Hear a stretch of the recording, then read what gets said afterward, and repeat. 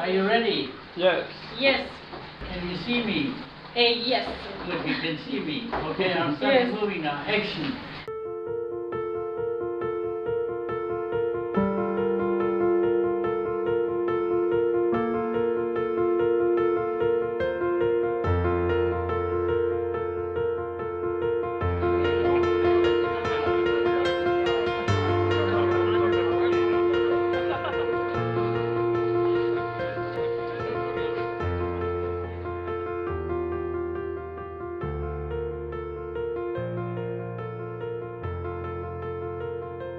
The first picture I took in 1941 in the air raid shelter, where we used to go, the air raids were at night, and we used to go into the air raid shelter. And there was a case of beer and a piano accordion. Somebody played the piano accordion, and we drank, and that's where I drank my first bottle of beer. And so I took a picture of the whole group.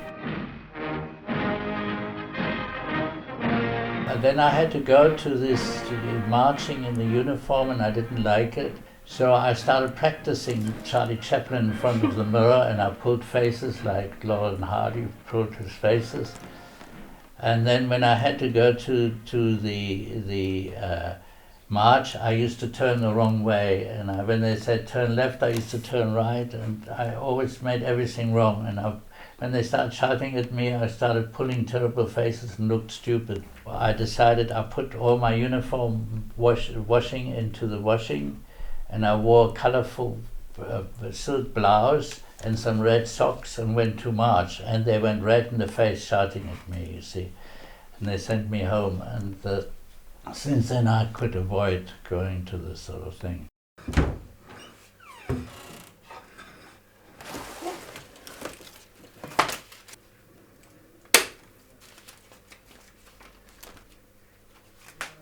Through family connections, I managed to get to South Africa.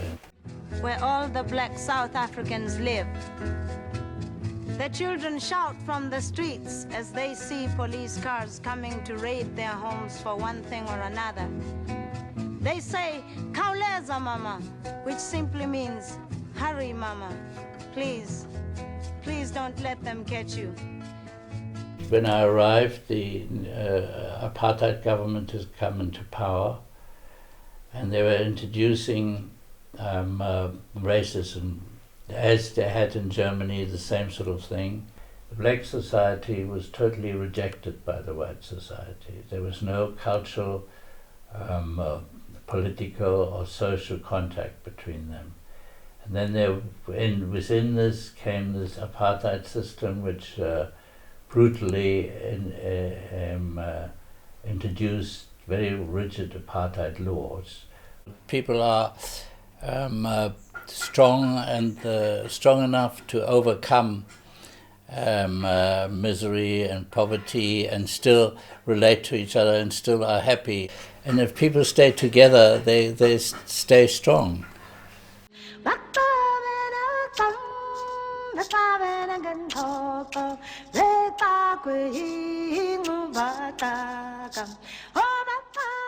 I was looking for work, so I heard about that there was a magazine called Drum that had just started, and they were looking for somebody, photography, but people said, "Oh, you wouldn't work with them, they're used for blacks, and you only get into trouble," and so on. So I went to see them, and there were 4 people there. So I was the only white photographer on a magazine, and there were lots of very good writers and journalists. And I then it was necessary for me to find black talent, Africans, to try and help them, to teach them.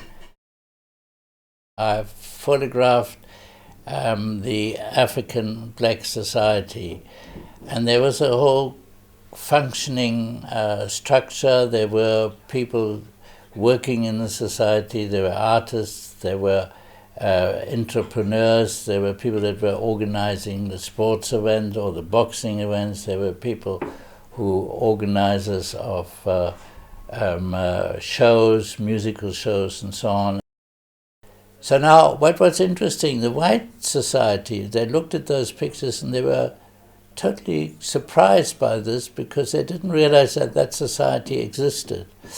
But what happened in the people in Soweto, the black people, when they looked at that book and the exhibition, they saw this as their own. This was their own history, their own life. It was like their own portfolio. So I began to realize that what one photographs about society and about people is one photographs the personal history of the particular society, of those particular people, how they, what they looked like. Never, never, and never again shall it be that this beautiful land will again experience the oppression of one by another. Well, I think the most important thing that Nelson Mandela has done is he has avoided South Africa turning into bloodshed, into a bloody revolution. Anybody who goes to prison for 27 years for what his beliefs would be very angry, and he wasn't angry. He was constantly asking for negotiation and so on. One by one we went in and took some pictures of him. And what was interesting is he walked in and he stood by the window and then looked out.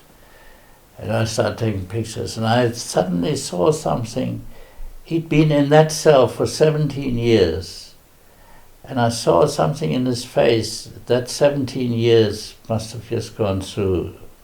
At least now he's out of it. He's past those 17 years. Must have been. And when I said, "Thank you very much," he turned around and he gave me a little smile. And it was different. Normally he gives a big smile. It was a different smile altogether. It was sort of totally coming back. He was away somewhere.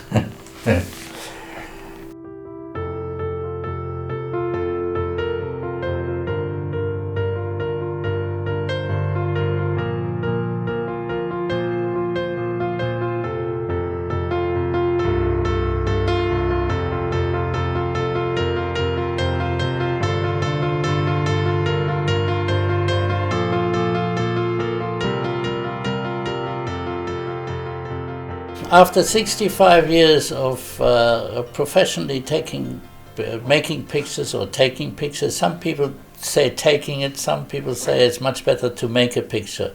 To take it is a bit, you take it away from somewhere. However,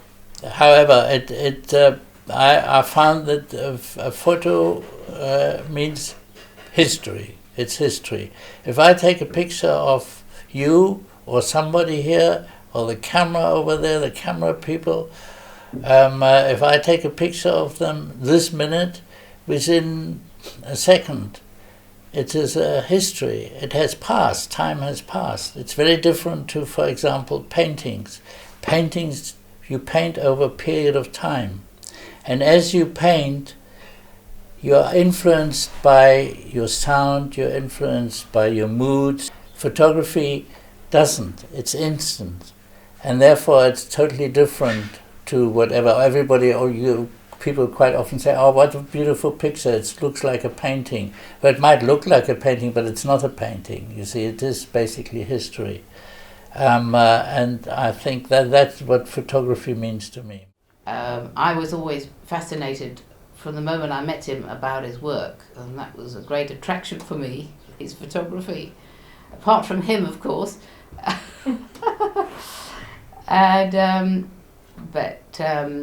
he's very passionate about what he does, and he gets a lot of magic in the photos.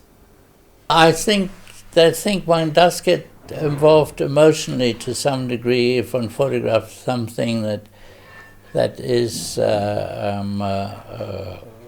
where people, where there are tensions and where there's fear and where there's aggression and so on, and where there's happiness, you get involved with those emotions.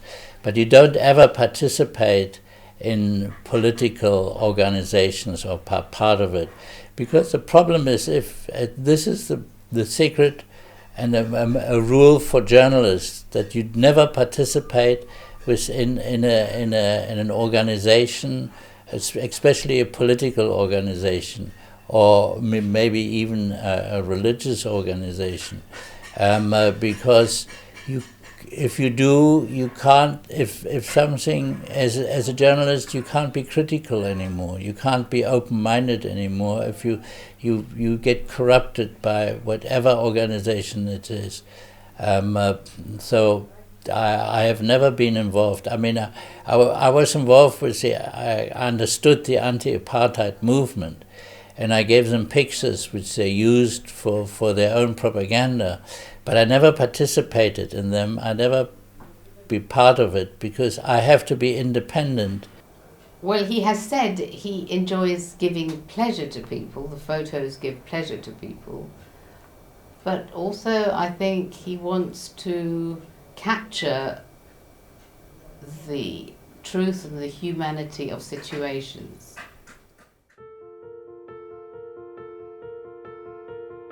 It's difficult to describe in words what is a good picture, what is a picture that works.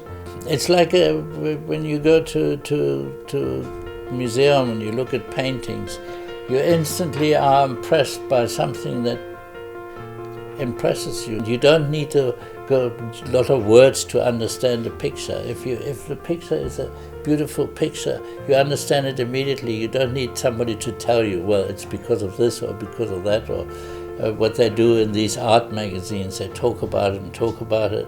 It doesn't make sense to anybody.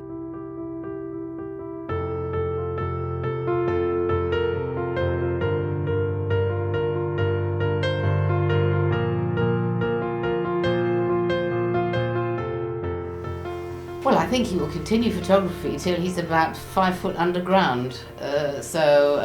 Forever, whatever. Yes, I don't see him stopping at all.